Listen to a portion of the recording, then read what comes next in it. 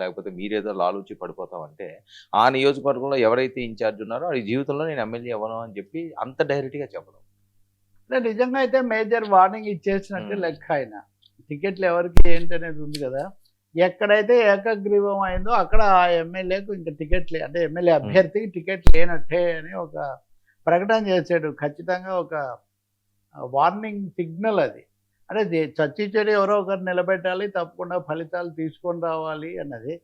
అది తీవ్రమైన హెచ్చరిక. నిజానికి ఒక టెన్షన్ కూడా క్రియేట్ చేయొచ్చు. ఇప్పుడు వెంటనే కొంచెం టీడీపీ వర్గాలు ఒక స్టోరీ తీసుకొస్తున్నాయి. తను ముఖ్యమంత్రిగా ఉన్నప్పుడేమో అందరూ ఏకగ్రీవం కావాలి అన్న పద్ధతిలో ఇతరులకు అవకాశం ఇవ్వకుండా చేశారు. ఇప్పుడేమో ఎవరైనా ఏకగ్రీవం అయితే అస్సలు సహించేది లేదు. మీకు భవిష్యత్తే ఉండదని చెప్పి ముందస్తుగానే వాళ్ళని హెచ్చరిస్తున్నారు. కాబట్టి జగన్‌ది ఇలా ఉంటుంది అని చెప్తున్నారు. ఈరోజు ఆయన ప్రెస్ మీట్ 3 అంశాలు చెప్తానని చెప్పారు. ఒకటేమో కరువు, రెండోదేమో బీసీలు, మూడోదేమో పోలీసులు. ఈ 3 అంశాలు చాలా ఆయనే మీరన్నట్టు ఆయనే సుదీర్ఘంగా అన్నాడు. హ్మ్. గతసారి నేను ఫలానా అంశము చాలా సమగ్రంగా, సుదీర్ఘంగా వివరించాను. కానీ ఇప్పుడు నేను ఈ అంశాలు వివరిస్తున్నాను అని చెప్పారు. సమస్యలు లేవా అంటే మొదటిది కరువు.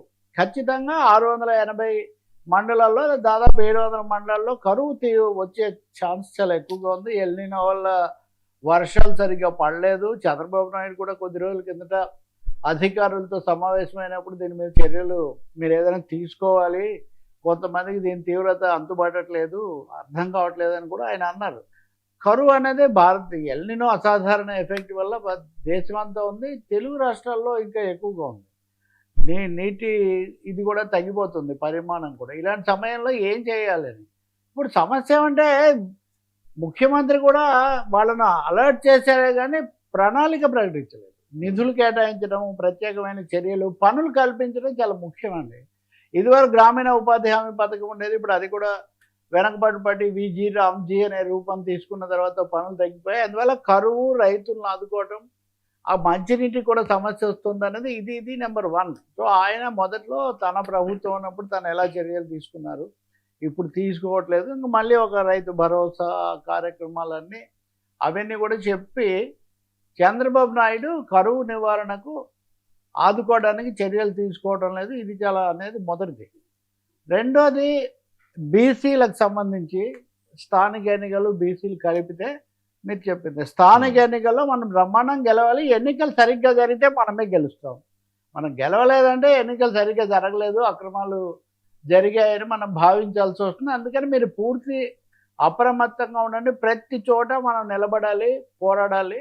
ఎక్కడైనా తేడా వస్తే మటుకు కథ ఇది అయిపోతుందని చెప్పి ఆయన చెప్తున్నారు.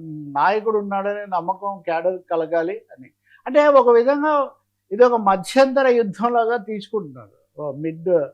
మిడ్ టర్మ్ వార్ లాగా తీసుకొని పార్టీని పూర్తిగా యంత్రాంగాన్ని పటిష్టంగా పెట్టుకోవడానికి ఈ లోకల్ ఎలక్షన్స్ను ఒక అవకాశంగా తీసుకోవాలి. ఒకవేళ ప్రతికూల పరిస్థితులు ఉన్న యంత్రాంగం అలర్ట్గా ఉంటుంది కాబట్టి తర్వాత సిద్ధం కావచ్చు అనేది. ఈ క్రమంలో బీసీలకు రిజర్వేషన్లు 34% అని చెప్పారు. 34% రిజర్వేషన్ మోసం. అది ఎలాగూ ఇదివరకు కోర్టులు కొట్టేశాయి, చాలా చోట్ల అవి నడవలేదు. ఇప్పుడు కూడా కోర్టులో మళ్ళీ వీళ్ళే సవాలు వేరే పేరుతో వేయిస్తారు. అందుకని అసలు ఎన్నికలు జరుగుతాయో లేదో అనేది ఒక సందేహంగా ఉంది. జరిగితే మటుకు మనం గెలవాలి. బీసీల కోసం రిజర్వేషన్లను ప్రచారం చేసుకోవటమే కానీ బీసీలకు ఎప్పుడు ఇవ్వలేదు అని ఒక పెద్ద జాబితా చెప్పారు. అంటే రాజ్యసభకు బీసీలను పంపించడం వైసీపీ ఉన్నప్పుడే మొదలైంది. అంతవరకు ఎప్పుడూ పంపించలేదు. అలాగే అంటే ఒకటే జగన్ వాదన ఏంటంటే నామినేటెడ్ పదవులకు ఎప్పుడు బీసీలను కింది వర్గాలను చంద్రబాబు చేయలేదు. తప్పనిసరి అయిన చోట పెట్టారు కానీ మేమైతే చాలా చేశాము. దాదాపు 40-50% వరకు మేము ఈ బీసీ అభ్యర్థులకు ఇస్తూ వచ్చాము అనేది బీసీ కార్డ్ అనండి, లేదా బీసీ వ్యూహం అనండి. ఆ విషయం మీద ఇంతకుముందు కూడా మనం చూసాము. ఆ చీదిరి అప్పలరాజు దగ్గరికి వెళ్ళినప్పుడు, లేకపోతే మొన్న విరూపాక్షి, ఈ కేసులన్నింటిలో బీసీ నాయకులను, మాజీ మంత్రులను, శాసనసభ్యులను టార్గెట్ చేసి వాళ్ళను మన నుంచి దూరం చేయడానికి, భయోత్పాతానికి ఒక విధమైన కక్ష సాధింపు చేస్తున్నారనేది మళ్ళీ ఆ ఆరోపణ ఆయన మళ్ళీ చేశారు. చీదిరి అప్పలరాజు విషయంలో కూడా బైక్ యాక్సిడెంట్ జరిగితే దాన్ని చాలా తీవ్రంగా చూపించి ఆయన్ను పెట్టారు. ఆ తర్వాత నా పర్యటనప్పుడు జనం చాలా ఎక్కువగా వచ్చారని చెప్తే, లక్షల మంది సమక్షంలో ఎవరైనా ఎస్ఐ మీద హత్యా ప్రయత్నం చేయడం సాధ్యమా? హత్యా ప్రయత్నం చేశారని ఇన్ఛార్జిగా ఉన్న చింతాడ రవి అని ఆయన మళ్ళీ జైలుకు పంపించారు. మళ్ళీ విరుగుపరిచి అంటే వీళ్ళందరి మధ్య కామన్ ఫ్యాక్టర్ ఏమంటే వీళ్ళందరూ బీసీలు. కాబట్టి బీసీల కోసం రిజర్వేషన్లు ఇచ్చానని ఒకవైపున చెప్పుకుంటూ రెండో వైపున బీసీలనే టార్గెట్ చేసి దెబ్బతీస్తున్నారు అన్నది ఆయన చేసిన రెండో ఆరోపణ. మూడోది అసలు స్థానిక ఎన్నికలు జరుగుతాయా లేదా, జరగకపోవచ్చేమో వీళ్ళు చేసే వీటి వల్ల కోర్టులకు వెళ్తున్నారు రకరకాల పేర్లతో. ఇంకో పెద్ద సమస్య ఏమంటే సర్ అనే దాంట్లో 45 లక్షల ఓట్లు పోతున్నాయని ప్రకటించారు. కానీ సర్ అమల్లోకి రాకముందే ఎన్నికలు జరపాలని చంద్రబాబు నాయుడు హడావుడి పడుతున్నారు. సో సర్ రాకంటే 45 లక్షల ఓట్లు సరైనవి కాదు అని వాళ్ళు తొలగిస్తుంటే మీరు ఆ 45 లక్షలతో సహా మీరు ఎలా ఎన్నికలు జరుపుతారు? కాబట్టి ఓటర్లు కాని వాళ్ళతో ఓట్లు వేయించి గెలవాలని మీరు భావిస్తున్నారు అనే ఒక ఆరోపణ. అంటే బీసీ రిజర్వేషన్ల సమస్య ఒకటి, ఓటర్ల జాబితాలు కూడా అవకతవకలు సమగ్రత లేకుండా ప్రక్షాళన కాకుండానే చేయాలనేది ఒకటి. ఇవన్నీ చాలా ఎత్తుగడలు. ఇవన్నీ కాకుండా పోలీసులను ప్రయోగించడం, ఇదిగో కేసులు పెట్టడం ఇవి జరుగుతుంటాయి. ఇవి ఎలా తట్టుకోవాలని పోలీసులను ప్రయోగించడం ఎంతవరకు అంటే గంజాయి రవాణాకు కూడా పోలీసులనే ఉపయోగిస్తున్నారు. ప్రకాశం జిల్లాలో ఈ బాక్సులు మద్యం పట్టుబడితే దాంట్లో మఫ్టీలో ఉన్న పోలీసులు దాంట్లో ఉంటే వాళ్ళని కాపాడడానికి రకరకాల ప్రయత్నాలు చేశారు. కానీ ఇంతకుముందు ఎప్పుడూ లేనంతగా ఈ మత్తు పదార్థాలు వీటన్నిటి రవాణాలో లేకపోతే వ్యాపారాల్లో అక్రమ సంబంధాలు కూడా పోలీసులు వాటికి దోడ్పడుతున్నారు అనేది ఆయన తీవ్రమైన ఆరోపణ. 3-4 ఆరోపణలు ఈ విధంగా ఆయన చేసుకొని వచ్చారు. కానీ వీటన్నిటిని తట్టుకొని మీరు గెలవాలి, నిలబడాలి. ఆ విధంగా మనం చేసిన ఇదివరకటి వైసీపీ ప్రజలతో మనకున్న కనెక్షను ఇవన్నీ మనం రీఎస్టాబ్లిష్ చేసుకోవాలని గేరింగ్ అప్, ఒక మాటలు చెప్పాలంటే పార్టీని గేరప్ చేసుకోవటము, మీరు అలర్ట్ మోడ్లో పెట్టడం. దీనికోసం ఒక 4 పేజీల బ్రోచర్ నిన్న కూడా విడుదల చేశారు. ఆ బ్రోచర్లో అన్ని విషయాలు ఉంటాయి ప్రతి సమస్య మీద.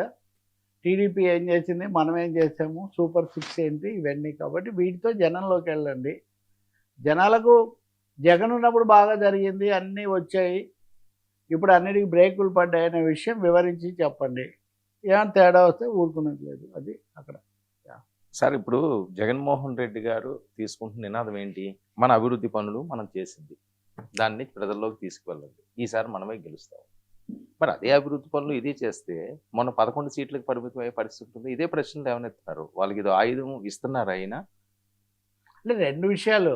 ఒకటి, మొన్నటి ఎన్నికలు సరిగ్గా జరగలేదు, అవి ఈవీఎంల ఆధారంగా గెలిచారు, అవి న్యాయం కాదనేది ఒక. అయినా మాకు 40% ఓట్లు ఉన్నాయి కదా, అయినా 40% ఓట్లు మాకు వచ్చాయి కదా. అంటే 40% మంది మేము వేసిన అభివృద్ధి పనులను వాళ్ళు సంతృప్తి చెంది ఉన్నారనే కదా. మీరు మార్జినల్గా కొన్ని అక్కడక్కడ మాయాజాలం చేయడం వల్ల ఓడిపోయాం, అది వాళ్ళ థియరీ. రెండవది, క్షేత్రస్థాయిలో కూడా కొన్ని పథకాల ఆలస్యాలు కావడాలు అవి వీటి వల్ల జగన్ ఉన్నప్పుడు ఆ ఖాతాలో అయితే డబ్బులు పడేవి,